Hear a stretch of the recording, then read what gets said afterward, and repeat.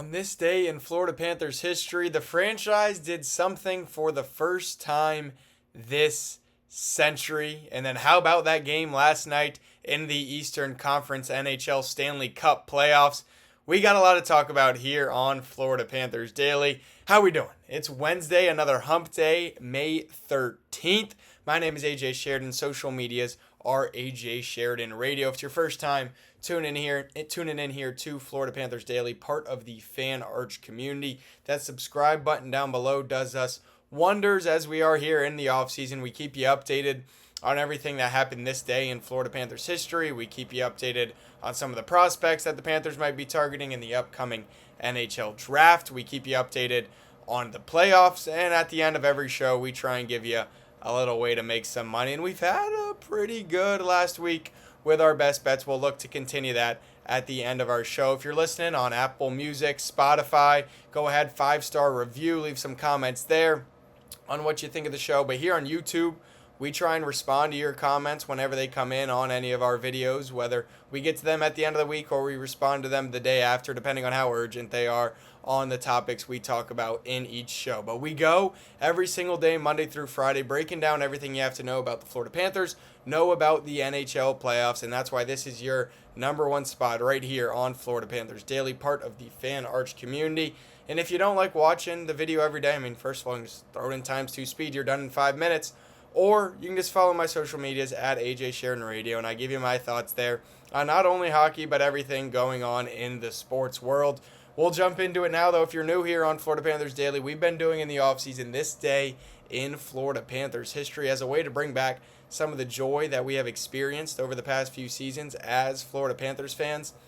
And this day, how many years ago was it? It was in 2022, so 4 years ago. Wow. Time flies when you're having fun and your team keeps winning games, huh? But this is one of the most joyful days that I've got the chance to talk about here on this day in Florida Panthers history on Florida Panthers Daily. And it's because for the first time since 1996, before I was even a thought, before my older brothers were even a thought to come onto this earth, that the Panthers would advance in a playoff series. And this was a fun playoff series. Of course, if you remember against the Washington Capitals, Game 1 was a loss. I was at that Game 1. Game 2 was a win. Game 3 was a loss. Game 4 was an overtime win. Game 5 was a win. And that put us here on May 13th, 4 years ago today. And it was another overtime game because the Panthers were playing a lot of overtime games over the past 3 postseasons, last 4 postseasons. And it was a man who started to build his legacy with the Florida Panthers for scoring all these overtime goals. Of course, if you followed us here on Florida Panthers Daily, you already know we've mentioned this day in Panthers history where Carter Verhaeghe won it in Game 7 against the Boston Bruins. But this was the first one. This one was in Game 6 against the Washington Capitals in Washington, a game that would go to overtime, but a game where you got some of the old Florida Panthers. You got the Lamborghini. Ryan Lomberg scored the first goal in this one for the Florida Panthers. Claude Giroux, a little acquisition from the Florida Panthers to help us get over the hump that obviously the Panthers weren't able to as we move forward in this postseason. You had the captain, Alexander Barkov, but you also had the likes of TJ Yoshi on the Washington Capitals. If you remember, it was just over a minute left in the third period. The Panthers were winning 3-2, and it felt like, okay, party like it's 1996. And TJ Yoshi said, just hold on just a minute. With a minute and 3 seconds remaining in that one, he does great on the ESPN coverage. I'm not the biggest fan of the ESPN NHL coverage. They get the Stanley Cup playoffs. They get the Stanley Cup finals every other year. I think throughout the regular season they could do a little bit more, but that's not what we're here to talk about. TJ Yoshi does a good job on that. We're here to talk about from Ben Sherratt and Claude Giroux. Claude Giroux picking up his third point of this game with the assist to Carter Verhaeghe. It was quick in overtime. Only 2 minutes into that overtime period, Carter Verhaeghe earned himself the first star in this one, advancing the Florida Panthers in a playoff series for the first time in 20 years. And this was the first game where the Panthers kind of really were able to show, all right, we're gonna be able to play this physical style of hockey with some teams. It was 50 hits apiece. The Washington Capitals had 51 in this one. Panthers only had 31 shots, and they committed a lot of penalties. And that was the problem that ended up biting the Florida Panthers in the next round of this playoff series. But they were good in the faceoff dot, And this was the one where you finally felt the joy. Maybe the most joy I felt as a Florida Panther fan in a long time, maybe ever. You had a few playoff spurts here and there, but this was the one like, wow, we finally did it. And at this point in 2022, you didn't really care if the Florida Panthers went any farther. At least I didn't at the time. Now looking back on it, yeah, sure, I wish I got to experience what I experienced the next few years. But you had the success in the regular season this year. And you won a playoff series to make it worth it. And to me, that's what this year was so happy to be a Florida Panthers fan, because it built what we needed to build for the next few years for the Florida Panthers. And this was a lot of fun. And speaking of the Florida Panthers, and speaking of an overtime winner, if you're a Florida Panthers fan, you know the legendary Steve Goldstein call every overtime and shootout win. Let's go home, baby. And since it was in the first round, this day in Florida Panthers history 4 years ago, Steve Goldstein was on the call. And we got to hear, let's go home, baby. But now we don't get to listen to Steve Goldstein in the playoffs. We haven't had to watch any playoffs hockey if you're a Panthers fan. But that doesn't mean Steve Goldstein hasn't been doing anything. If you're a hockey fan, I work in the radio industry. If it's your first time tuning in here on Florida Panthers Daily, I work for a sports radio station. And we've been carrying some NHL playoff games. And I, in my car the other day, making sure the game's going good, and I go, wait a minute. That's a voice. That's a voice I know. And yeah, it was Steve Goldstein. He's been calling games for the NHL playoffs, and he's been killing it as much as he can on Sports USA.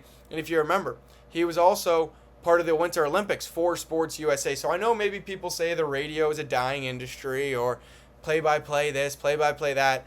But when you turn on the radio and you get to hear Steve Goldstein call other playoff games, it gave me that juice again. It gave me that, oh, I feel like I'm watching a Panther game right now. And then, of course, he said it would still be awesome to be calling Panther games during the playoffs, but you know, they'll be back. It's fun to have this opportunity. And you know, you can see how much he just loves hockey, getting to go hear these games. And a nice added benefit of it is the frequent flyover miles. If you get to hear, if you want to read more about it, there is a great article up on the Hockey News.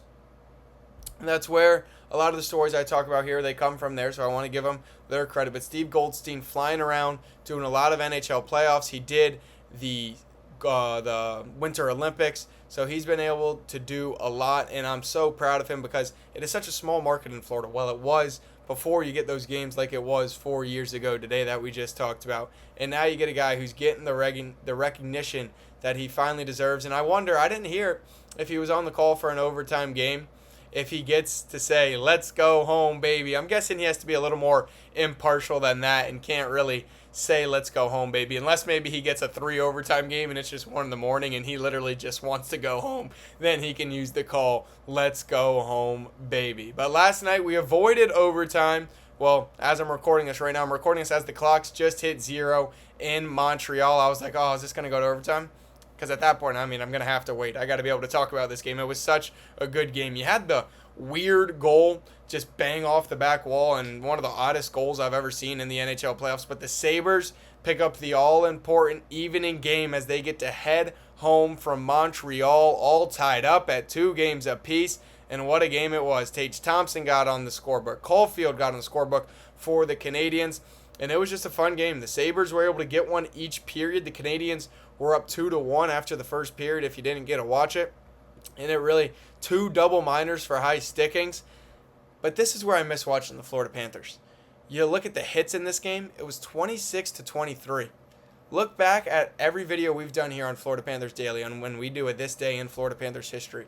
And there's a reason I mention the hits every single day here on Florida Panthers Daily, because it's an identity that it takes to win in the playoffs. There were a lot of penalties in this game, and I get all that. And then how about Zach Benson? He had the game-winning goal in the third period on his 21st birthday.